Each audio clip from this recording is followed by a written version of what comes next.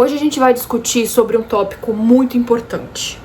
Ser bruxa ou bruxo, praticar magia, desenvolver espiritualidade, para os interessados também desenvolver sua mediunidade e amar a Cristo ao mesmo tempo. Muita gente pode achar que os fatores dessa frase não combinam de forma alguma, que um fator só por existir já repele o outro. E para que você entenda tudo que eu vou estar falando em sua totalidade nesse vídeo, eu preciso deixar claro que eu não vou estar defendendo nenhum dos lados. Pelo contrário, eu nunca fui o tipo de pessoa que se contenta só com uma resposta. Eu já li a Bíblia, já fui pra igreja evangélica, já fui pra templo budista, já fui pra terreiro de Umbanda, já fui pra centro espírita kardecista, já li Bhagavad Gita, que fala sobre a doutrina de Krishna, então também sou fechada com Krishna. Eu sempre tive o pensamento de que se eu queria descobrir a verdade sobre a totalidade do universo, eu não poderia só examinar um ponto de vista, mas sim como se fosse um grande quebra-cabeça celeste. Pra você entender a imagem como um todo, você precisa estudar cada pecinha, e cada pecinha precisa se encaixar, e cada pecinha seria um ponto de vista vindo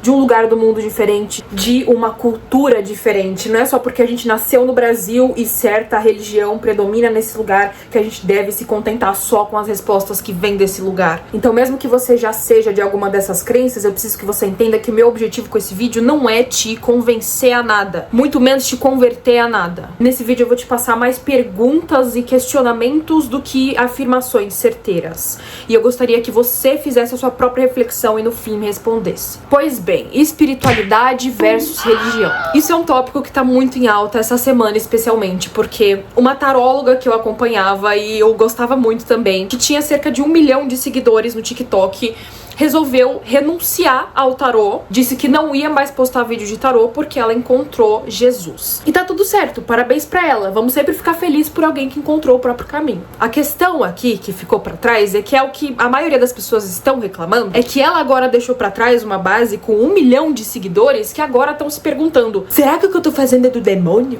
Será que tirar tarô realmente é do demônio? Será que são forças demoníacas que influenciam você de verdade? E isso são perguntas muito válidas, inclusive, que eu já me fiz muito. E como eu já falei, meu ponto aqui não é responder essas perguntas pra você. Meu ponto aqui não é te convencer de nada. Meu ponto aqui é te apresentar um novo ponto de vista e você se decide se você vai olhar pra ele ou não. Eu li sim muitos comentários dos vídeos dessa taróloga que abandonou o tarô pra encontrar Jesus. E o que a gente encontra na seção dos comentários não é nada diferente do que a gente já espera, né? Uma sessão de comentários muito dividida, umas pessoas defendendo o tarô, outras pessoas dizendo que encontraram Jesus, que Jesus é o único caminho, etc. Mas o que mais me chocou nessa sessão de comentários foi que eu não vi uma pessoa sequer cogitando a hipótese de que seria possível amar a Cristo e jogar tarô ao mesmo tempo. É sempre assim, ou Jesus ou tarô. Ou espiritualidade ou ciência, ou um ou outro, nunca a mesma coisa. O nosso objetivo aqui hoje é a gente compreender quem foi que colocou essa ideia na nossa cabeça de que um tá tão separado do outro, para que no fim você possa chegar à sua própria conclusão. Você não precisa nem gostar e nem acreditar no tarô para ouvir o que eu tenho para dizer. Mas o engraçado nisso tudo é que o próprio Edward Waite, o autor de um dos baralhos de tarô mais famosos do mundo, era cristão. Inclusive, ele inseriu vários simbolismos cristãos no baralho dele, como por exemplo na Carta dos Enamorados, que mostra a cena do Jardim do Éden, antes de Adão e Eva comerem o fruto proibido. O momento do anjo tocando a trombeta na cena do julgamento seria o juízo final. Na Roda da Fortuna, nós temos os 4 evangelistas. O cara era de uma ordem ocultista e ao mesmo tempo ele acreditava em Cristo. Aleister Crowley foi considerado pela igreja um dos homens mais perversos do mundo. E ainda assim ele cita a Bíblia no livro dele e pede pra gente ler a Bíblia. Se referindo à carta do mago do seu próprio baralho de tarô, ele fala o seguinte: essa carta representa, portanto, a sabedoria, a vontade, a palavra, o logos pelos quais os mundos foram criados. Ver o Evangelho segundo São João, capítulo 1. Então vamos lá. O primeiro ponto que a gente precisa abordar aqui é que existe uma diferença muito clara entre espiritualidade e religião. Espiritualidade é um caminho que você precisa trilhar com seus próprios pés. Ninguém vai fazer isso por você. Ninguém vai trilhar esse caminho por você. Esse caminho só pode ser trilhado por meio da experiência. E é uma experiência muito individual. Eis o significado da carta do eremita no tarô. Já a religião propõe um sistema coletivo de regras que só vai funcionar se forem praticadas em grupo. Tanto que a etimologia da palavra religião vem de religare, que seria religar ou reconectar. Esse seria o arquétipo do hierofante. E pra gente entender quem ensinou pra gente que a prática da espiritualidade seria algo tão do mal, primeiro a gente precisa analisar quais são esses argumentos. Pois bem, eu postei um vídeo falando sobre a perspectiva ocidental dos chakras no corpo humano. Vieram comentar nesse vídeo e o comentário que foi feito foi o seguinte: não abram os chakras, são portais para demônios entrarem na sua vida. Somente Jesus pode te completar.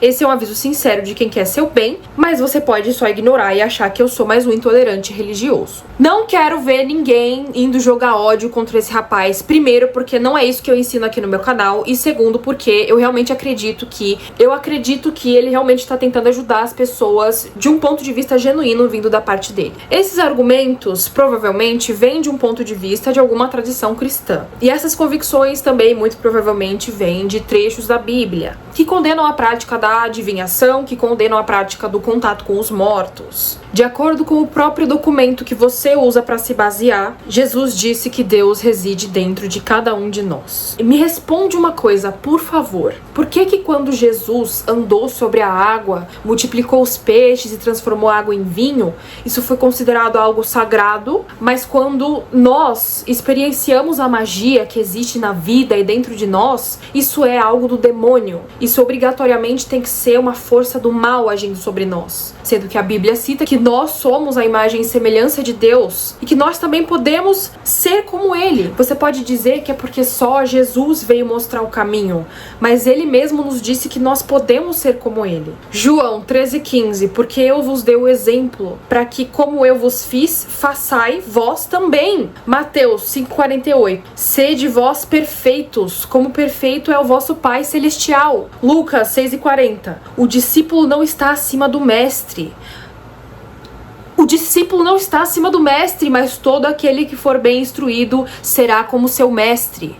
Se nós somos perfeitos e se nós somos a imagem e semelhança de Deus, isso significa que nós também temos a magia dentro de nós. A magia natural que você tem dentro de você nunca pode, jamais ser algo demoníaco. Porque isso seria o mesmo que admitir que o demônio tem o mesmo poder que Deus para poder acessar o seu corpo. Eu já vi um argumento que dizia que o clitóris, né, o órgão que dá prazer para as mulheres, seria a campainha do diabo, pois o ato deveria ser cometido apenas para trazer vida ao mundo e não por prazer. Esse argumento é a mesma coisa que dizer que o diabo tem o mesmo poder que Deus para interferir na criação do corpo humano e criar um órgão no seu corpo. Por que Deus, que te ama incondicionalmente, permitiria que qualquer força opositora teria qualquer poder sobre a sua criação, sobre a sua capacidade de ser como Ele? Você já viu algum pai, alguma mãe que ama incondicionalmente seu filho e fica colocando armadilhas pelo corpo dele? Porque se ele cair, significa que tá longe de mim, porque se ele cair, significa que eu vou virar as costas pra ele. Eu já debati isso com uma cristã lá dos Estados Unidos, que inclusive também é uma pessoa que saiu do tarô e se converteu pra religião organizada, e ela disse que notou o seguinte, que quando ela tem fé no Espírito Santo, né, ela se referia como The Holy Spirit, o ego dela não precisa querer prever ou controlar as situações. E realmente, eu como taróloga concordo completamente com isso que ela falou. Quando você ganha acesso a uma ferramenta que supostamente tem o poder de decifrar o futuro, é sim natural do ego querer controlar as coisas. Isso, por exemplo, é um problema que eu luto. Eu sou muito controladora, eu quero sempre prever tudo, controlar tudo, e é um desafio muito grande você conseguir jogar tudo na mão de Deus e jogar tudo pro alto, jogar tudo na mão de Deus, entende? Agora, no Velho Testamento existiam sim condenações a práticas de adivinhação e de contato com os mortos. Mas como eu disse, eu pessoalmente não gosto de tomar um trecho único como verdade absoluta. O interessante seria pesquisar o contexto histórico da situação, por que aquilo foi dito, e buscar várias fontes diferentes, várias perspectivas diferentes. De todo modo, é possível sim você ser bruxa, médium, taróloga e amar Jesus ao mesmo tempo. Por quê? Porque o caminho de Jesus não é um caminho religioso, é um caminho espiritual. Lembra que a gente falou da diferença? A espiritualidade é um caminho que você traça com seus próprios pés. Você pode garantir que uma outra pessoa fale os ensinamentos de Jesus pra você, mas é só você que pode experienciar quem é Jesus, as ideias de Jesus. Foi o dogma, foi a instituição que fez a gente acreditar que um não tem nada a ver com o outro. É por isso que você pode ser cristão e tarólogo, kardecista e tarólogo, umbandista e tarólogo, hinduísta e tarólogo, né? Hindu e tarólogo, budista e tarólogo, já vi ateu tarólogo também. Por quê? Porque o tarô, ele é uma ferramenta espiritual e não religiosa. O tarô é considerado uma ferramenta pagã, mas pagão, no contexto mais moderno da palavra, significa aquilo que não segue as ideias do cristianismo. A prática da magia é uma prática espiritual e não uma prática religiosa. Diferente de quando a gente começa a falar da Wicca, por exemplo, que já entra na ideia, que já faz parte da ideia da organização. Por quê? Porque ela tem seus dogmas, ela tem suas regras. Em algumas vertentes da Wicca, por exemplo, você só pode entrar quando você é filho de pais wiccanos também. Então, você é trouxa, não tem pai wicano, então você não vai entrar aqui. Isso é uma regra diz respeito à religião. A única coisa que eu tenho pra dizer pra você é o seguinte: qualquer um que tenta te convencer que Deus é algo que tá fora de você, que é algo que está externo a você, tá tentando externalizar o seu poder pra lucrar em cima de você. Inclusive no meio do tarô. Aquele que te lembra que o seu poder, na verdade, está dentro de você, que você pode encontrar Deus dentro de você, como o próprio Jesus teria dito, esse sim quer mesmo o seu bem, esse sim quer mesmo você evoluindo e você edificando. E se você for dar uma olhada em todas essas vertentes aí, você vai descobrir que todas falam uma mesma linguagem, que é o amor. Jesus disse: amai ao próximo como a ti mesmo. E se você for estudar um pouco delas, você vai descobrir que o próximo é você mesmo. E por isso vamos respeitar a escolha do coleguinha. Como eu disse, esse vídeo aqui não é pra converter ninguém, mas sim uma pequena luz pra qualquer um que possa estar num caminho espiritual e por conta desse baque que acabou acontecendo, pode estar se duvidando até que ponto desenvolver a espiritualidade pode ser algo do mal. Lembra que espiritualidade é uma coisa individual que você cultiva. A religião é um conjunto de regras. Por que que quando alguém tá tirando cartas, a força que se comunica conosco é uma força maligna? Porque não pode ser Deus presente nesse momento? Reflita, não precisa nem me responder, mas reflita, chegue a uma conclusão. E principalmente a segunda pergunta: quem foi que te ensinou isso? Lembra onde? Vai atrás. Foi no lugar que você leu? Foi uma pessoa que te falou? Foi seu pai, sua mãe? Quem foi que falou isso? Por quê? Veja bem, sempre que você sentir que tem alguém fazendo você querer acreditar em alguma coisa, eu quero que você se pergunte qual é o benefício que essa pessoa tem ao me fazer acreditar nisso. E agora eu vou ser brutalmente honesta, brutalmente sincera com você e de um jeito que ninguém nunca foi na internet. Eu sou professora de tarô, eu dou aula de tarô. Eu ganho dinheiro com isso, então pra mim é uma vantagem que mais pessoas gostem do tarô. Pra mim é uma vantagem que mais pessoas queiram ler o tarô. Mas eu não preciso que você compre meu curso de tarô a ponto de te dizer que você precisa do tarô para se comunicar com Deus, porque você não precisa do tarô para se comunicar com Deus.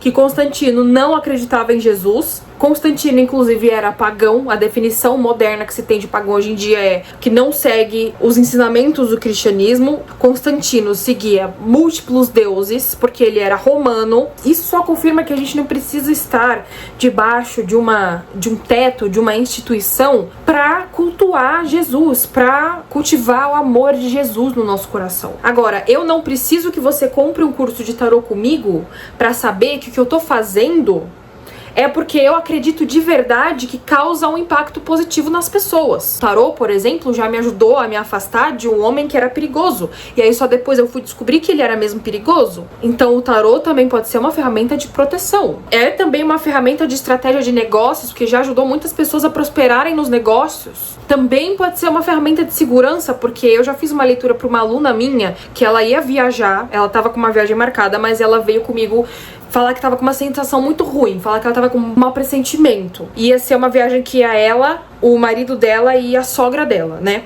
E aí eu tirei no tarô, realmente não estavam com condições favoráveis pra ela viajar. Ela decidiu não viajar e depois ela veio me contar que o transporte que ela ia pegar ia dar um problema, como também depois houveram complicações de saúde com a sogra dela. Então imagina só, pessoas que estavam sendo enganadas também já tiraram no tarô, descobriram que estavam sendo enganadas, que estavam sendo traídas, foram lá averiguar, realmente estavam sendo enganadas. Ou seja, essa ferramenta pode causar um impacto positivo na vida de uma pessoa. Por que quando eu tô tirando meu tarô, por que quando uma pessoa tá tirando o tarô dela, necessariamente tem que ser uma força demoníaca que tá auxiliando, sendo que podem existir resultados positivos?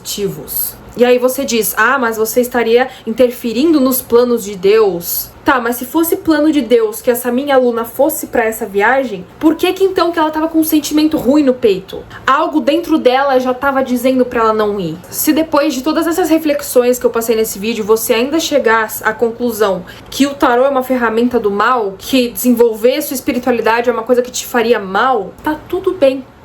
Vamos seguir em paz, cada um com a sua própria caminhada. Eu só peço que todo mundo seja gentil, respeitoso com todo mundo nos comentários. E agora, uma coisa eu garanto pra vocês, uma coisa eu garanto. Vocês nunca vão me ver depois de chegar lá em cima com uma base gigante de seguidores, de repente me converter e de repente querer converter os meus seguidores também, do dia pra noite. Lembra que a linguagem principal é o amor, sempre vai ser o amor. E qualquer um que tenta tirar isso de você, tirar esse poder de dentro de você, tá tentando tomar esse poder pra si. Tome cuidado. Você não precisa do tarô pra se comunicar com Deus, veja bem. Por quê? Porque, como eu disse, Deus tá dentro de você. Ele não está em nenhum lugar pra ser buscado. Você, como uma consciência habitando esse mundo, jamais poderia estar afastado do que se chamam de Deus, né? Que seria a consciência que habita tudo. Jesus também falou isso. Todas as 189 vertentes que eu estudo também pregam isso. E a partir de agora eu quero que você duvide de qualquer um que tentar te convencer do contrário. Seja com o tarô, seja com a doutrinação, seja com o que for. Agora, se toda vez que você ouvir essa voz vindo de dentro de você, você achar que é o demônio, aí fica difícil de Deus conversar com você também, né, meu filho? Deixe um comentário crocante se chegou até aqui. E namastê. Juízo nessa cabeça.